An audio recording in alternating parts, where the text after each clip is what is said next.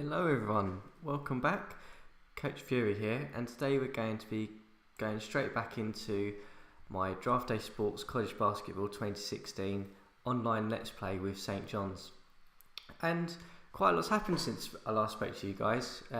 We sort of touched on last time, we were just building up towards the start of the actual conference games, and we've actually played a couple now, so we can go straight in and take a look and see how we've been getting on. So obviously the first game we had was against Georgetown, and it was a game of two halves. Georgetown taking the first half, giving a 6-point lead, but we had a fantastic second half, bringing back 47 points and getting the win in a very close game, and I was really happy about this one. Georgetown I expect to be one of the better teams in the conference, so to get a opening day win against them is fantastic. If we take a look at how our sort of personnel and players got on with the actual game, E.K. Augustine, as we've touched on many times in this series so far, probably a key player this year, had a fantastic night, getting 19 points off of some good shooting, as well as shooting from beyond the arc, which was fantastic to see, and just really filling the board across with all of his stats, the odd assist, a couple of rebounds, a couple of blocks and steals, and really bringing it home for us. The promising thing as well, which I was happy about, was how well sort of the players, the rest of the starting rotations got on really. We touched on last time that we had a terrible game against Louisville, where I think 4 of the 5 starters didn't hit a shot. So for them to come back in and to prove me right that they were deserving of a starting place is fantastic. So if we look at some of the other personnel, Jim Claggett, some perfect shooting, not great on the boards, but did well elsewhere in terms of getting to the line, shooting well. Didn't do anything terrible on offense. As we've sort of touched on before, I think rebound is going to be one of the real difficult things for this rotation, for this team. We don't really have a standout starting centre. We have Dan Butler down here who he's the only one who's of decent size, but he's a terrible rebounder for his actual height. So we're sort of having to play a little bit of small ball this year. We've switching it around and playing a couple of undersized forwards in Seals and Claggett, sort of dropping into that centre position. So in terms of the other players, they shot really well. Chris McDevitt giving us some decent points from the bench, and overall I was really pleased with this win. Obviously if you look at the percentages, Georgetown shot better than us, but it was the difference was getting to that line. Us managing to get to the line 41 different occasions, and getting those 28 points there was essential. Apart from that, it was pretty split across the board. So it was a really good win. Great to see us start really well at home, to just squeak that one out really, which was great. And then we went in and we played another tough game.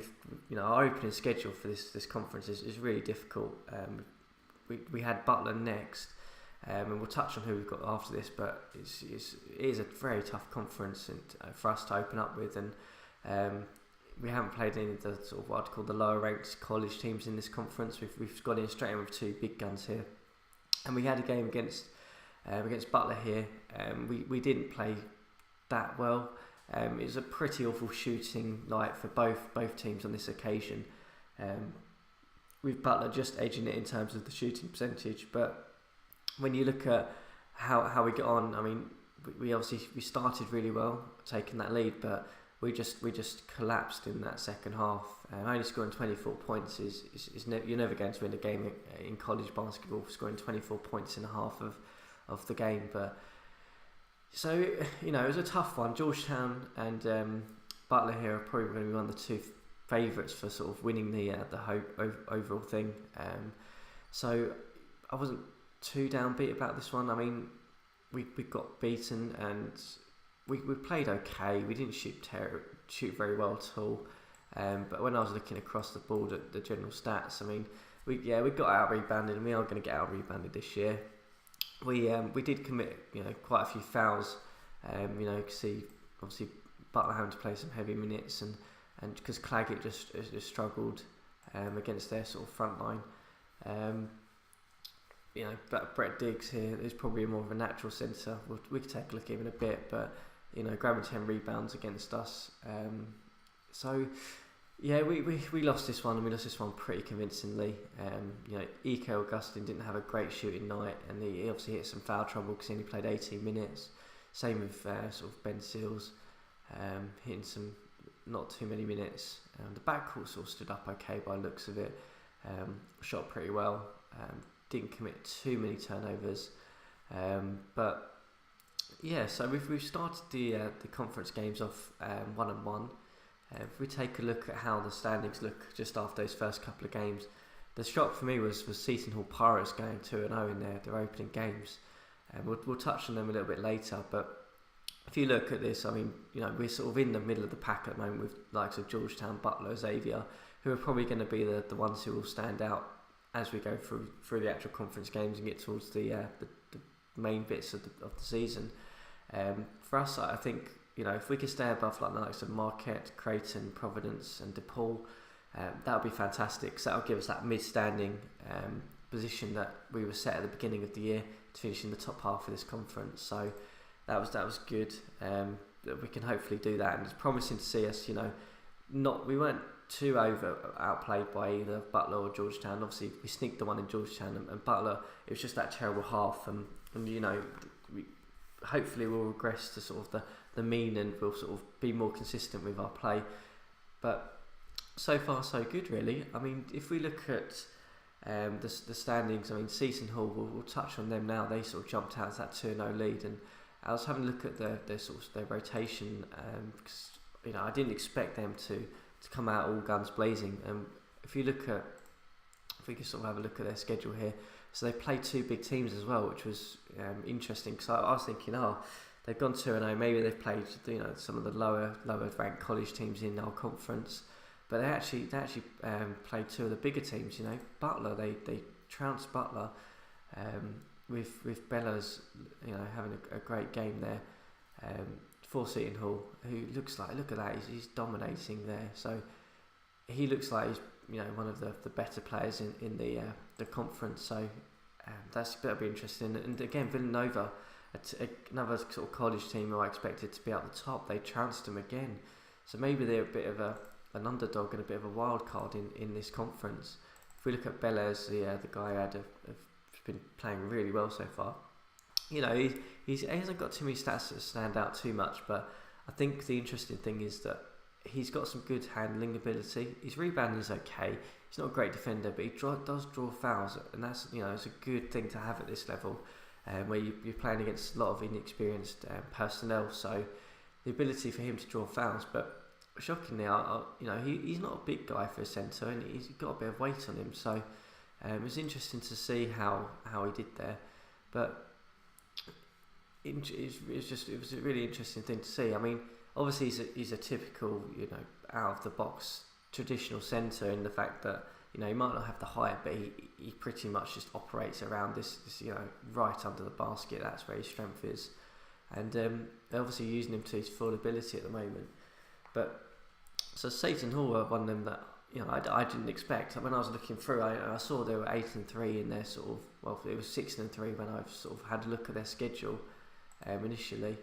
But there was no one here that really stood out to me as being, that's one. I need to take note of that. But they've really come out and set the pace early on. With the likes of ourselves, Villanova, Butler, Xavier, and Georgetown, sort of operating in that middle bit. With Marquette and Creighton sort of filling on behind. But so far I'm happy with how we've started. We look at sort of the league leaders in sort of, we've got the leaders in our sort of conference. Let's see how people have been getting on in just the games. So obviously the other one that sort of stood out is Kevin Hayes, and we'll quickly talk on him first before we go and have a look at some of the other leaders. But he actually won the Player of the Week for the opening week. So again, one of the Seton Hall players, really standing out. So they have obviously Belair's, who we touched on, who is looks pretty dominant, and then they have Hayes in the backcourt, who again has just been scoring points for fun. He doesn't have a great passing or handling ability, but he's got this outside shot, and he looks like he's a solid defender.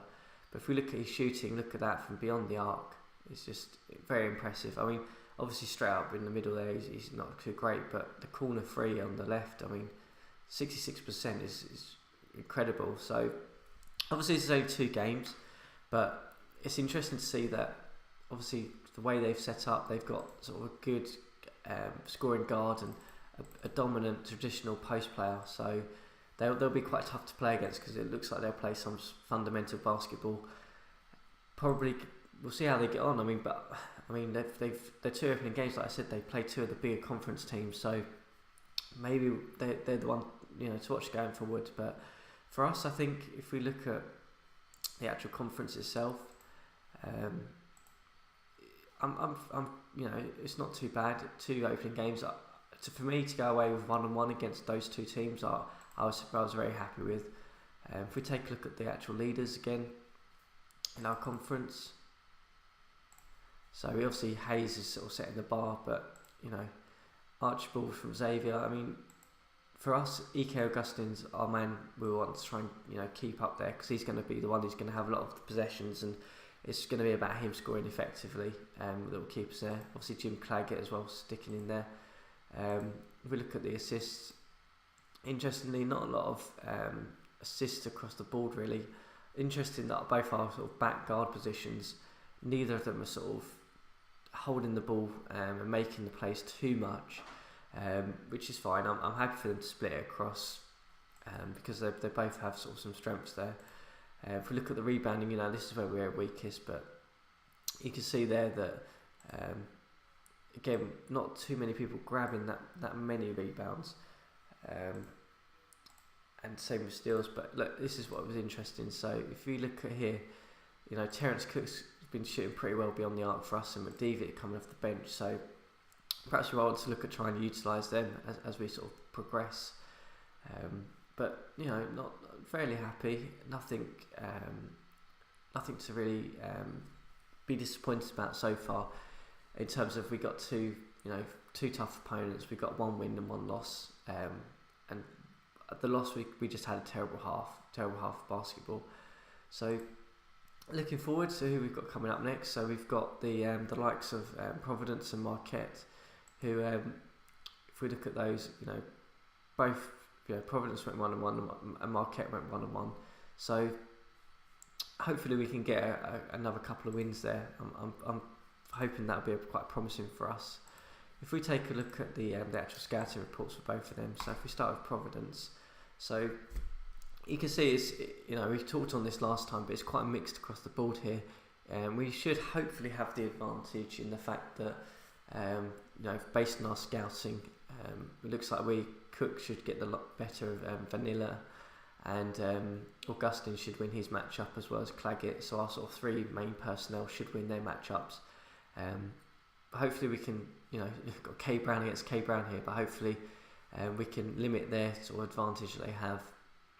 It looks like they, as it says here, they run a bit of a slow-paced offense, which is fine for us, because we tend to operate mainly in the man-to-man sort of. We don't do too much pressure defense, which is fine. We'll hopefully sit in there and just force them into bad shots. And interestingly, on defense, that they will press a lot and go to a bit of a man-to-man. So hopefully, if we can move the ball fairly effectively in our triangle-based offense that we touched on before, we can limit that pressure and actually make that a bit of an advantage for us. So the other game we have against is Marquette. So let's take a quick look at them. So interestingly, again, it looks like we across the board we have the advantage. It looks like our bench is a little bit stronger than theirs. Obviously, Ike Augustine winning his matchup, but Hart looks like he's going to get the better of Seals. So hopefully we can take the advantage there and pressure their sort of rotation into more fouls than normal, and get their bench into play, which could be a bit of an advantage for us. So it looks like they don't run too many sets. They run a bit of a balanced attack, a bit of triangle offense. So nothing to stand out about there. It's probably quite even there. Interestingly, that their main defence is a zone defence, so a 1-2-2. So hopefully we can take advantage of that if we're sort of playing some of our sets. We've got some good 3-point shooters as well, so hopefully we can spread the floor a little bit and get the likes of Augustine, Brown and Cook into sort of some good shooting positions. But we'll see how that kind of goes. But that's interesting. So I think for us in the next sort of couple of games where we'll sort of obviously we'll be off camera and seeing how we get on, I like to think that the Villanova game I don't expect to win. I expect they'll beat us. The likes of Providence and Marquette, who we just touched on there, hopefully we can get 2 wins there. So hopefully off the back of sort of our next 3 games, we can sort of come out with a 3-2 record, which would be really promising. If we just touch on the next game against Villanova, I think this one's going to be a tough one for us. And it sort of summarises there in terms of even our best player, Augustine, they have someone who's probably, it looks like, will have the advantage against us. And their backcourt looks like they're going to dominate us pretty well there. So interestingly, they rarely seem to press, which is again back going mainly to man. They don't have any real main offensive sets. They just run a bit of motion. So what that means is it just means that basically the personnel they have in their starting 5 are just going to go into positions where they think they'll be able to get a good shot, and they'll run a little bit of freedom play, so they'll just try and move the ball around and just hit whatever's open rather than running some sets. Villanova, just a fact for you guys, is one of the human not AI, but they're one of the human GMs in the league. So it'll be interesting to see how we do against him, in that he's probably one of our sort of main competitors in our conference.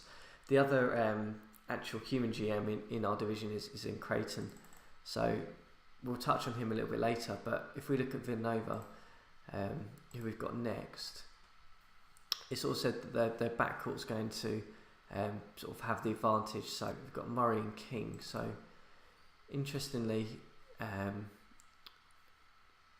Murray looks like he's a fairly good player, not a great passing ability. So I do question the scouting sometimes. It looks like King is again, he's a bit playing a bit out of position at the moment by the looks of it, but he's got some good ball handling ability, so that might be why.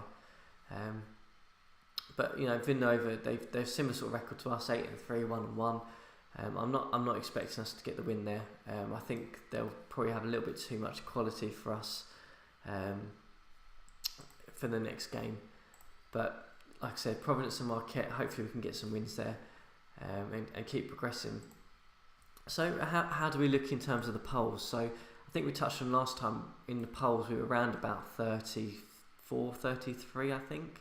So what's great is that obviously we've gone 1-1 now, and in terms of our RPR rankings, we're just outside that top 25.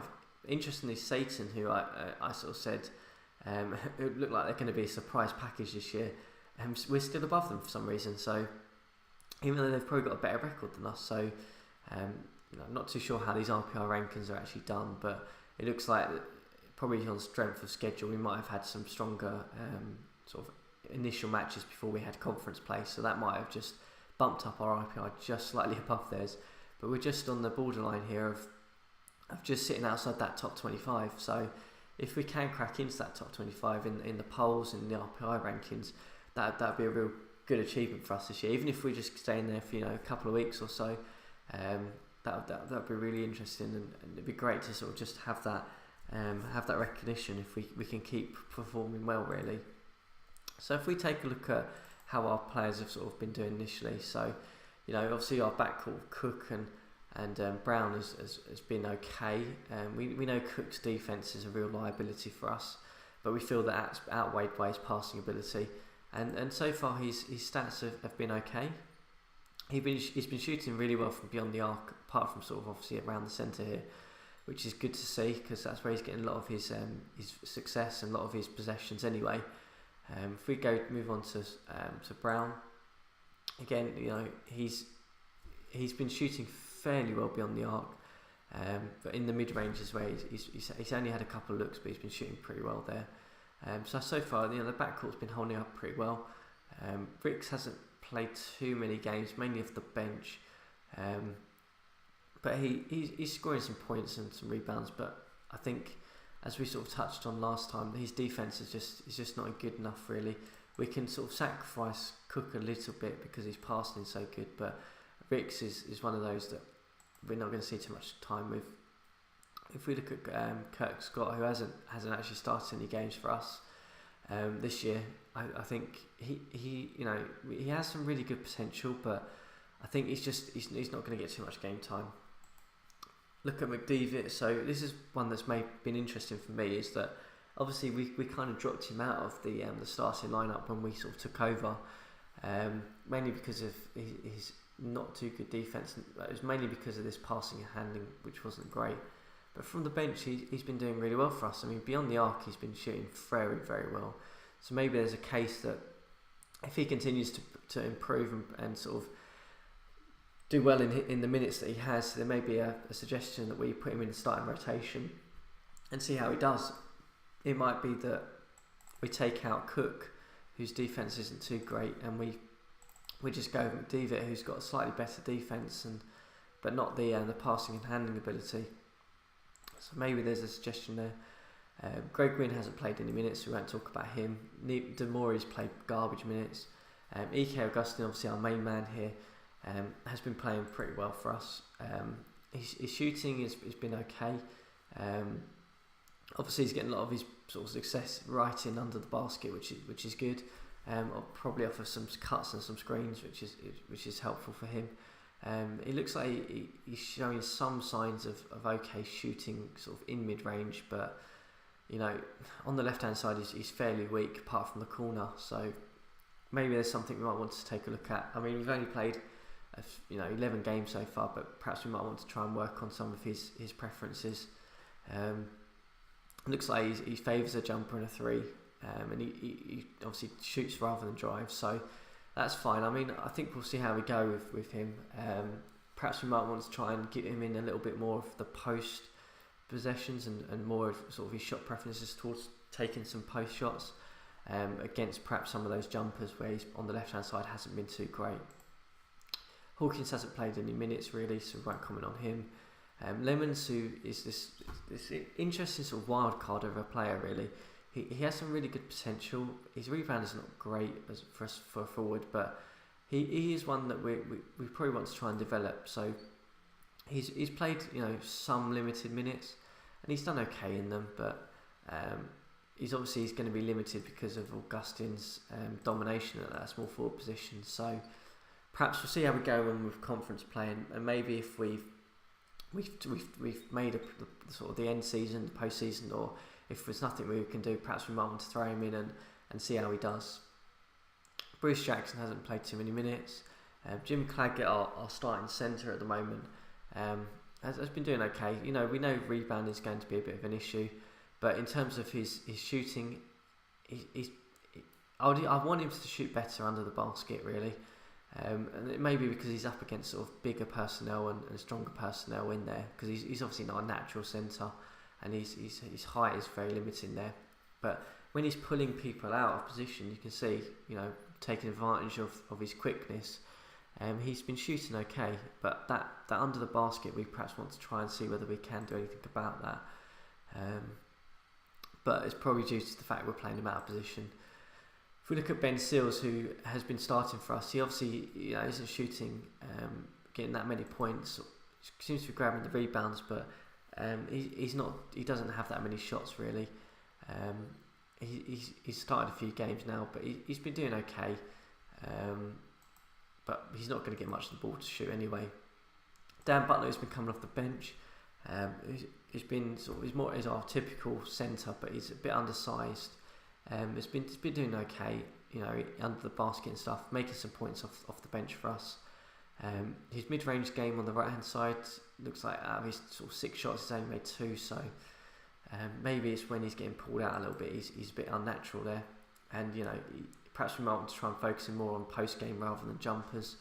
But that's fine. I think we'll see how we go, because there may be a suggestion that we put him back in at centre if we're playing some more traditional college teams with a big size centre, because he's obviously he's got the weight to not be pushed around as much. But he's not going to grab that many rebounds, but perhaps there's a suggestion we put him back in. McCain hasn't taken too many minutes either, and that's kind of it in terms of how we've been getting on. I think for us, we'll keep the rotation as is. McDevitt's probably the only one who I think might get a starting position. We might want to think about moving Brown up to the point guard and McDevitt in, and perhaps taking Cook and putting him on the bench. Like I said, Lemons is probably not going to get that many minutes this year, mainly because Augustine is our main player, and we want to try and give him as many minutes as possible because that gives us the best chance of success. Looking at Butler, as I said, I think Seals and Claggett have been doing okay in there. I don't think there's any argument of bringing Butler back yet. I think he's been doing okay from the bench, so we'll sort of keep it as is. I think the strategy's been working fairly well as well, in terms of that we're focusing mainly on that triangle offense, running a little bit of Princeton high post, but we're not focusing on any other sort of type of sets. I like the fact we're not running any motion. I think these sets work best for us because that's where we've got the personnel. And likewise, I think that the man-to-man and the basic zone defence has been working fairly well as well. Obviously against Butler we had some foul issues, but I think that was just because they had some better personnel than us. So I'm not too disappointed about that. We'll keep the practice plan as is. I think we'll keep developing that. And in terms of coach science, we'll keep that as is. I haven't made any sort of initial coaching changes yet. I think we'll keep them going as is at the moment. I think there is an argument, like I sort of touched on last time, that we might want to try and get someone in who's a little bit of a better scout. But I'll take a look at that off camera and perhaps make that decision before we come into the next one and see whether we want to try and make a move to improve our assistants. But I think so far the main message to get across in this sort of next episode is that, you know, we've started well against two big conference sides in Georgetown and Butler. Villanova's going to be a real difficult game for us, but I'm confident against Providence and Marquette that we can pull something out there and hopefully continue to progress forward. But as always, guys, if you have any comments on whether you think we should move any of the personnel around, make any changes to, you know, our coaching or our actual starting rotation, then drop them in.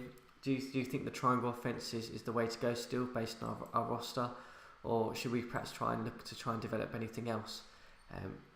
As always, post those comments below, and if you're interested in following the series, hit that subscribe button and that like button, and that would be great. But hopefully we'll see how we get on for the next week, and we'll come back and hopefully we'll keep progressing and keep pushing towards that top end of the conference. Thanks, guys. As always, keep those comments coming.